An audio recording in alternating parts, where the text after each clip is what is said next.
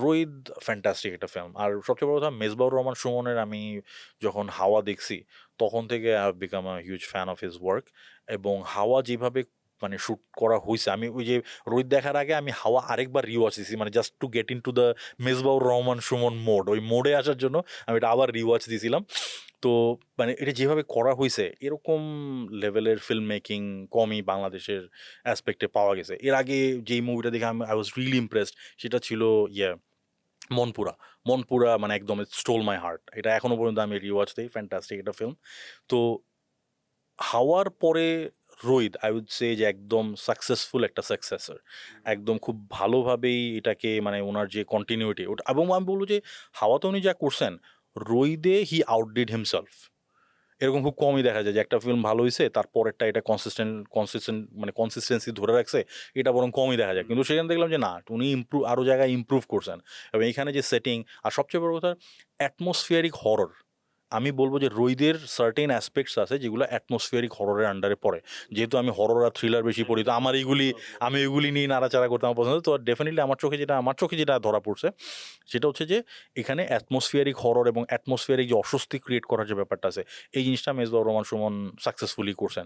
এবং বাংলাদেশের অ্যাসপেক্টে এই অ্যাটমসফিয়ারিক হরর এলিমেন্টসগুলো ইউজ করার ব্যাপারটা এটা আলট্রা রেয়ার, সুপার রেয়ার। খুব কম ডিরেক্টরই আছেন যারা এই জিনিসটা হয়তো বা স্ক্রিনে প্রেজেন্ট করতে পারেন। আর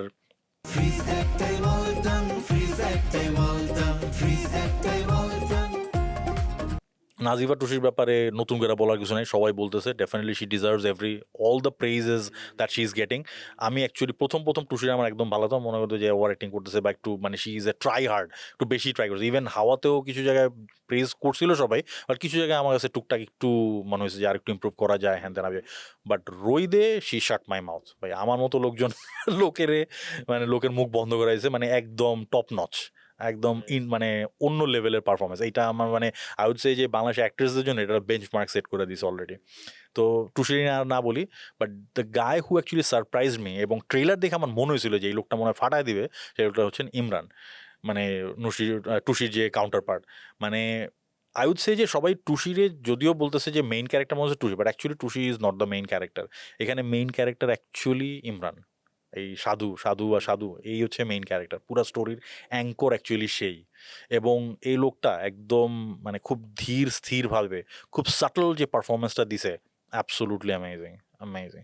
আর মিউজিক, আবার কিছু কিছু জায়গায় মিউজিকের অনুপস্থিতি, মেজবাহুর রহমানের মানে ওনার ডিরেকশন, প্লাস যে লোকটা ভাই লোকেশন স্কাউটিং করছে, ট্রেমেন্ডাস। আমি শিওর যে ওই জায়গায় এখন অনেক লোক ছুটা যেতেছে ওই কলমাকান্দা ঘোরার জন্য, এবং হয়তো এটা একটা টুরিস্ট স্পট হয়ে দাঁড়াবে। আর সর্বোপরি এটার যে রাইটার সিদ্দিক ভাই মানে এই ধরনের প্লট যে উনি বাংলাদেশের সিনেমার জন্য লিখা দিবেন, এটা আমি চিন্তাও করি না কখনো। মানে লেয়ার্ড, কারো কাছে কারো কাছে এটা মনে হবে যে অনেক মেটাফোর সমৃদ্ধ বা অনেক অ্যালেগরি সমৃদ্ধ, আবার কারো কাছে মনে হবে যে না এটার মধ্যে কিছুই নাই, সব কিছুর বাইরে যেটা হচ্ছে এটা লেয়ার্ড, কারো কাছে কমপ্লিকেটেড, কারো কাছে simple, but actually it will make you think. আমি ফিল্মটা দেখে আসার পরেও অনেক লম্বা একটা সময় পর্যন্ত এটা রেশ আমার কাটে নেয়, এবং আই এম শিওর যে a lot of people fell the same way. তো আমার মনে হয় যে এবারের ঈদে যতগুলা মুভি আসছে, হ্যান্ডস ডাউন রোহিত একটা অন্য লেভেলে অবস্থান করে, ওই লেভেলের ধারে কাছে কেউ নাই, এবং কেউ আসতেও পারবে না for a very long time.